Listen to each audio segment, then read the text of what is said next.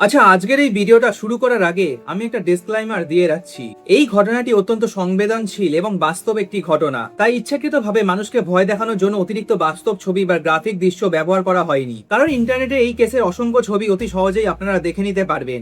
আজকের এই ভিডিওতে ব্যবহৃত সমস্ত তথ্য ঐতিহাসিক নথি, আদালতের রেকর্ড এবং প্রচলিত ধর্মীয় বিশ্বাসের উপর ভিত্তি করে উপস্থাপন করা হয়েছে। ভিডিওতে উল্লেখিত অতিপ্রাকৃত ঘটনা বা এক্সরসিজমের দাবিগুলো সংশ্লিষ্ট ব্যক্তি বা ধর্মীয় বিশ্বাসের একটি অংশ। এগুলোকে প্রতিষ্ঠিত বৈজ্ঞানিক সত্য হিসাবে উপস্থাপন করা হচ্ছে না। আজকের এই ভিডিওটির উদ্দেশ্য শিক্ষা, তথ্য প্রদান এবং ইতিহাস আপনাদের সামনে তুলে ধরা। পশ্চিম জার্মানির ছোট্ট শহর ক্লিঙ্গেনবার্গ আম মাইন। ভোরের আলো তখন পুরোপুরি ফোটেনি। পুরনো একটি বাড়ির সামনে ধীরে ধীরে পুলিশের গাড়ি এগিয়ে আসছে। শুধুমাত্র দূরে কোথাও গির্জা বা চার্চের বেল বাজছে। বাড়িতে ঢুকেই পুলিশ প্রথমে দেখতে পায় মেঝেতে একটি বিছানায় শুয়ে আছে এক তরুণীর নিথর দেহ, এবং সেই তরুণীর নাম হলো অ্যানেলিজে মিশেল।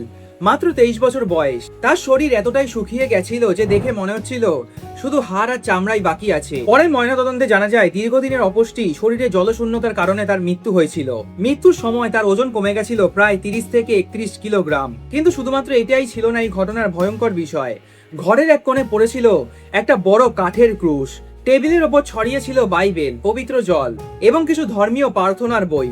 বাড়ির লোকেরা পুলিশের দিকে তাকিয়ে কাপা গলায় বললেন, আমরা ওকে বাঁচানোর চেষ্টা করেছিলাম, কিন্তু শরীরে শয়তান ছিল। আর এই একটি বাক্য কয়েক ঘন্টার মধ্যে পুরো জার্মানিকে স্তব্ধ করে দেয়। তদন্ত শুরু হলো। পুলিশ যখন একের পর এক তথ্য জোগাড় করতে লাগলেন, তখন এমন কিছু সত্য সামনে বেরিয়ে এলো যা শুনে তদন্তকারীরাও হতবাক হয়ে গেছিলেন। মৃত্যুর আগে প্রায় 10 মাস ধরে এই তরুণের ওপর চালানো হয়েছে 67 বা 67টি ক্যাথলিক এক্সরসিজম, অর্থাৎ শরীর থেকে অশুভ আত্মা তাড়ানো ধর্মীয় আচার। প্রতিটি আচার চলতো ঘন্টার পর ঘন্টা। বিভিন্ন প্রার্থনা, ল্যাটিন ভাষায় মন্ত্র, ক্রুশ, পবিত্র জল এবং সেই তরুণীর অসহনীয় চিৎকার।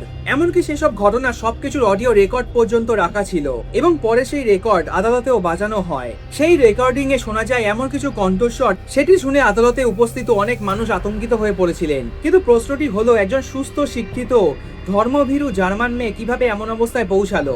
তাহলে সে কি সত্যি কোনো অশুভ শক্তির কবলে পড়েছিল, নাকি একজন অসুস্থ মানুষের অসহায় আর্তনাদকেই সবাই ভুলভাবে ব্যাখ্যা করেছিল? 1952 সালের 21শে সেপ্টেম্বর পশ্চিম জার্মানির বারাভিয়া অঞ্চলের ছোট্ট শহর ক্লিঙ্গেনবার্গ আম মাইন। সবুজ পাহাড়, আঙুরের বাগান আর চারিদিকে শান্ত পরিবেশ ঘেরা সেই শহরেই জন্ম নিয়েছিল একটি ছোট্ট মেয়ে, যার নাম ছিল অ্যানেলিজে মিশেল। অ্যানেলিজে বড় হচ্ছিলেন কট্টর রোমান ক্যাথলিক পরিবারে। তার বাবা ছিলেন জোসেফ মিশেল এবং মা ছিলেন আনা মিশেল। তারা ছিলেন অত্যন্ত ধর্মপ্রাণ। পরিবারের কাছে ধর্ম ছিল শুধুমাত্র বিশ্বাস নয়, বরং জীবনের প্রতিটি নিয়মের অংশ। কিন্তু এই পরিবারের অতীতেও একটি গভীর ক্ষত ছিল। অ্যানেলিজের জন্মের আগেও তার মায়ের একটি কন্যা সন্তানের জন্ম হয়, এবং সেই কন্যার নাম ছিল মার্থা। কিন্তু দুর্ভাগ্যবশত মাত্র 8 বছর বয়সে মার্থা মারা যায়, এবং এই শোকই এই পরিবারকে আরো বেশি ধর্মের দিকে ঝুঁকিয়ে দেয়। ছোটবেলা থেকেই অ্যানেলিজে অত্যন্ত শান্ত স্বভাবের মেয়ে ছিল।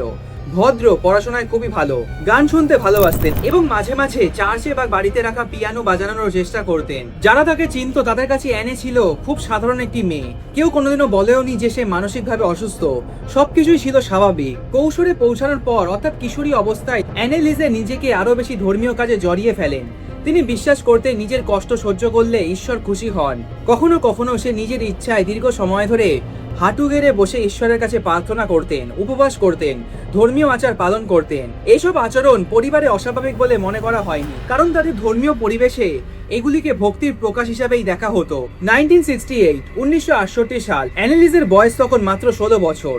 একদিন স্কুলে হঠাৎই তার শরীর শক্ত হয়ে যায়। সে মাটিতে লুটিয়ে পড়ে, চোখ স্থির হয়ে যায় এবং তার শরীর কাঁপতে শুরু করে, এবং এই ঘটনার পর সে সেন্সলেস হয়ে যায়। কিছুক্ষণ পর তার জ্ঞান ফেরে। সে নিজেই বুঝতে পারছিল না যে তার সাথে কি হয়েছে। পরিবার প্রথমে ভাবছিল হয়তো অতিরিক্ত ক্লান্তি, কিন্তু এটাই ছিল সেই ভয়ঙ্কর ঘটনার শুরু।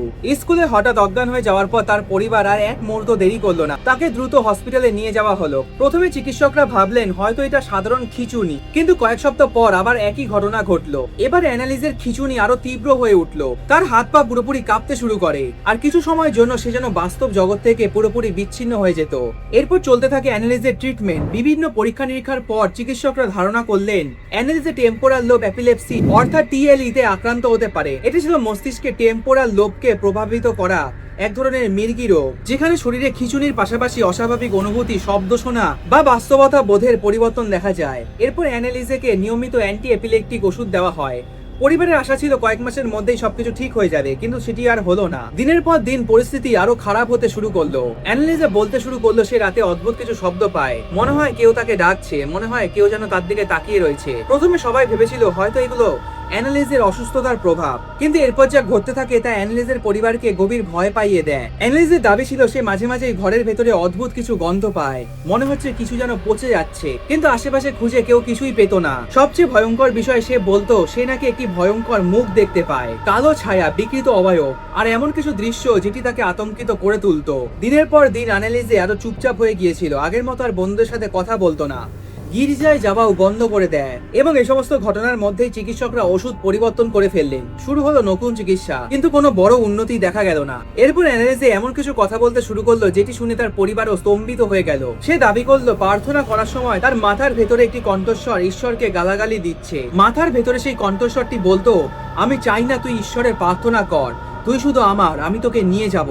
এবং এই সমস্ত কথাবার্তা শুনে অ্যানালিজের পরিবার আরো উদ্বিগ্ন হয়ে পড়ে। পরিবার তাকে গির্জায় নিয়ে যাওয়ার সিদ্ধান্ত নেয়, কিন্তু পরে অ্যানালিজের পরিবারের দাবি অনুযায়ী জানা যায় গির্জায় ঢোকার সময় অ্যানালিজে অস্বস্তি অনুভব করছিলেন এবং ধর্মীয় পরিবেশে তার আচরণ ধীরে ধীরে বদলাতে শুরু করে। ডক্টররা বলেছিলেন অ্যানালিজের চিকিৎসা চালিয়ে যেতে হবে, কিন্তু পরিবারের মনে ধীরে ধীরে জন্ম নিতে শুরু করেছিল এটি কোনো রোগ নয়, এর পেছনে রয়েছে অদৃশ্য বা কোনো অশুভ শক্তি। 1970 সাল।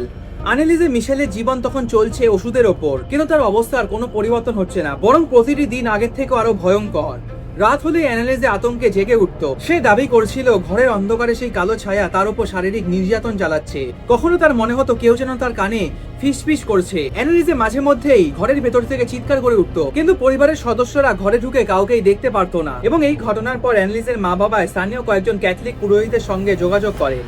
তাদের সম্পূর্ণ ঘটনা খুলে বললেন। পুরোহিতরা প্রথমে খুব সতর্ক ছিলেন, কারণ ক্যাথলিক চার্চের এক্সরসিজম কোনো সাধারণ ঘটনা নয়। কেউ দাবি করলেই চার্চ তাকে অশুভ আত্মায় আক্রান্ত বলে ঘোষণা করে না। ধর্মীয় নিয়ম অনুযায়ী চার্চের আগে নিশ্চিত হতে হয় এটি কোনো শারীরিক বা মানসিক রোগ নয়, কারণ চার্চও চেয়েছিল চিকিৎসার মাধ্যমে অ্যানালিজে সুস্থ হয়ে উঠুক। কিন্তু মাসের পর মাস, বছরের পর বছর কেটে গেল, অ্যানালিজে কিছুতেই সুস্থ হলো না। ধীরে ধীরে অ্যানালিজের অবস্থা আরো খারাপ হয়ে যায়, শরীর পুরোপুরি ভেঙে পড়ে। শেষ পর্যন্ত একজন পুরোহিত, ফাদার আর্নাস অল্ট, অ্যানালিজের সঙ্গে দীর্ঘ সময় কাটানোর পর মনে করেন এই ঘটনাটি স্বাভাবিক কোনো ঘটনা নয়, বরং এই ঘটনাটি চিকিৎসার বাইরের কোনো ঘটনা হতে পারে। তবে তিনি নিজেও একা কোনো সিদ্ধান্ত নিতে পারেনি। ক্যাথলিক চার্চের নিয়ম অনুযায়ী স্থানীয় বিশপের আনুষ্ঠানিক অনুমতি প্রয়োজন ছিল এবং সেই অনুমতির আবেদন করা হলো। অনেক পর্যবেক্ষণ, আলোচনা এবং নথিপত্র পর্যালোচনার পর 1975 সালে বিশপ জোসেফ স্ট্যাং রিচুয়ালি রোমানাম অনুযায়ী এক্সরসিজম করার অনুমতি দেন। অবশেষে ক্যাথলিক চার্চের অনুমতিতে শুরু হলো সেই ভয়ঙ্কর আচার, এক্সরসিজম। চারিদিকে ঘর ছিল সম্পূর্ণ বন্ধ। ভেতরে উপস্থিত থাকতেন অ্যানালিজের মা বাবা এবং ফাদার অর্নার স্টল এবং ফাদার আর্নল্ড রেঞ্জ। অ্যানালিজাকে মাঝখানে বসিয়ে রাখা হতো। প্রথম দিন সবকিছুই স্বাভাবিক ছিল। দুই পুরোহিত রিচুয়াল রোমানাম অনুযায়ী ল্যাটিন ভাষায় মন্ত্র পড়তেন। একটি বড় কাঠের ক্রুশ, পবিত্র বাইবেল এবং পবিত্র জল আর মোমবাতির ক্ষীণ আলোয় ঘন্টার পর ঘন্টা চলতো এই এক্সরসিজম। পরিবারের বর্ণনা অনুযায়ী প্রথম 2 দিন ঠিকই ছিল, কিন্তু তৃতীয় দিন থেকে অ্যানালিজের শরীর ধীরে ধীরে কাঁপতে শুরু করে। সে জোরে জোরে চিৎকার করতে শুরু করে, কখনো নিজের মাথা অস্বাভাবিকভাবে নাড়াতে থাকে, কখনো মেঝেতে আছড়ে পড়ে। তবে এখানেই শেষ নয়, এই সমস্ত ঘটনার অডিও রেকর্ড পর্যন্ত করা হয়েছিল। তবে চিকিৎসকরা এসব আচরণকে গুরুতর শারীরিক এবং মানসিক অসুস্থতার লক্ষণ হিসাবেও ব্যাখ্যা করতে পারে। দিন গড়িয়ে সপ্তাহ, সপ্তাহ গড়িয়ে মাস, একদিন নয়, 2 দিন নয়, ক্রমশ বাড়তেই থাকে এক্সরসিজমের সংখ্যা। প্রতিবার একই আশা, এবার হয়তো মেয়েটি সুস্থ হয়ে উঠবে, কিন্তু কিছুতেই কিছু হচ্ছিল না। পুরোহিতের দাবি অনুযায়ী অ্যানালিজে প্রার্থনা করার সময় কখনো দাবি করতেন তার ভেতরে একটি নয়, একাধিক অশুভ প্রেতাত্মা রয়েছে। এক্সরসিজম চলাকালীন অ্যানালিজের শরীরের ওপর ভয়াবহ চাপ পড়তে থাকে। ঘন্টার পর ঘন্টা সে হাঁটু গেড়ে বসে থাকতো, বারবার মাটিতে পড়ে যেত। প্রচন্ড শারীরিক ক্লান্তি এবং সব মিলিয়ে তার শরীর অত্যন্ত দুর্বল হয়ে পড়ে। পরে জানা যায় অ্যানালিজের হাঁটুর লিগামেন্ট পর্যন্ত ক্ষতিগ্রস্ত হয়েছিল, কিন্তু এক্সরসিজম তখনও থামানো হয়নি। 1976 সালে জুন মাস, পরপর 9 মাস ধরে চলছিল এক্সরসিজম। মোট সেশন তখন 60-এরও বেশি, কিন্তু যে আশাতে এই আচার শুরু হয় তার কোনো লক্ষণ আর দেখা যায়নি। বরং অ্যানালিজে মিশেলের শরীর ধীরে ধীরে ভেঙে পড়তে শুরু করে। যে মেয়েটি একসময় হাসতো, বন্ধুদের সাথে কথা বলতো, পিয়ানো বাজাতো, সেই মেয়েটি আজকে বিছানা থেকে উঠতে পারছে না। শরীর এতটাই দুর্বল হয়ে গেছিল যে কয়েক কদম হাঁটাও তার পক্ষে আর সম্ভব ছিল না। তার হাত পা কাঁপতো, মুখ চোখ শুকিয়ে গেছিল। ধীরে ধীরে তার অবস্থা এতটাই খারাপ হয়ে যায় যে তার মুখ পুরোটাই শুকিয়ে যায় এবং তার দাঁতগুলো আস্তে আস্তে বেরিয়ে আসতে থাকে। যারা তাকে দেখতেন তারাই তাকে চিনতে পারতেন না। সবচেয়ে উদ্বেগজনক বিষয় ছিল অ্যানালিজে এ সময় খাওয়া দাওয়া বন্ধ করে দেয়। তবে পরিবারের বিশ্বাস ছিল এসবই নাকি অ্যানালিজের ভেতরে শয়তান করাচ্ছে। অন্যদিকে চিকিৎসকদের মতে তার জীবন সংকটের স্পষ্ট লক্ষণ দেখা যাচ্ছিল। পুষ্টি এবং চিকিৎসা জরুরি প্রয়োজন ছিল, কিন্তু তাও সেই সময় এক্সোরসিজম বন্ধ করা হলো না। এরপর সময় আসলো 1976 সালে 30শে জুন। সেই দিনও একই রকম ভাবে এক্সোরসিজম করা হয় এবং এটি ছিল অ্যানালিজের জীবনের শেষ এক্সোরসিজম। সারাদিন সে ছিল অত্যন্ত দুর্বল, কথা বলারও শক্তি ছিল না, তবুও পরিবারের বিশ্বাস অটুট ছিল। তারা মনে করেছিলেন শেষ পর্যন্ত ঈশ্বর তাকে রক্ষা করবে। ক্লান্ত অ্যানালিজে নিজের বিছানায় শুয়ে পড়ল। তবে এটাই ছিল তার জীবনের শেষ রাত। 1976 সালের 1 জুলাই অ্যানালিজের পরিবার তখন দেখতে পারল অ্যানালিজে আর কোনো সাড়া দিচ্ছে না। সাথে সাথে ডক্টর ডাকা হলো। কয়েক মিনিটের মধ্যেই ডক্টররা অ্যানালিজের পালস চেক করে বললেন সে আর বেঁচে নেই, অনেক দেরি হয়ে গেছে। মাত্র 23 বছর বয়সে অ্যানালিজে মিশেল মারা গিয়েছিল। কিন্তু ময়না তদন্তে উঠে আসে কঠিন সত্য, তার মৃত্যু হয়েছিল সিভিয়ার মাল্টি নিউট্রিশন অর্থাৎ চরম অপুষ্টি এবং ডিহাইড্রেশন অর্থাৎ শরীরে মারাত্মকভাবে জলের শূন্যতা। দীর্ঘদিন ধরে শরীরে অপুষ্টি এবং জলের শূন্যতার কারণেই অ্যানালিজের মৃত্যু হয়েছিল। এবং এই ঘটনার পর জার্মানির চারিদিকে হইচই শুরু হয়ে যায়। সংবাদ শিরোনামে উঠে আসে একটি প্রশ্ন, একজন অসুস্থ তরুণীকে চিকিৎসার বদলে শুধুমাত্র এক্সোরসিজমের ওপর নির্ভর করায় তার মৃত্যু হলো। পুলিশের তদন্ত শুরু হয়, বাড়ি থেকে উদ্ধার হয় অডিও ক্যাসেট, ধর্মীয় নোট, এক্সোরসিজমের নথি। তদন্ত যতই এগোতে লাগলো ততই স্পষ্ট হয়ে উঠলো এটি শুধুমাত্র একটি ধর্মীয় ঘটনা নয়, এটি এখন ফৌজদারি মামলা। জার্মানির মানুষরা দুই ভাগে বিভক্ত হয়ে গেল।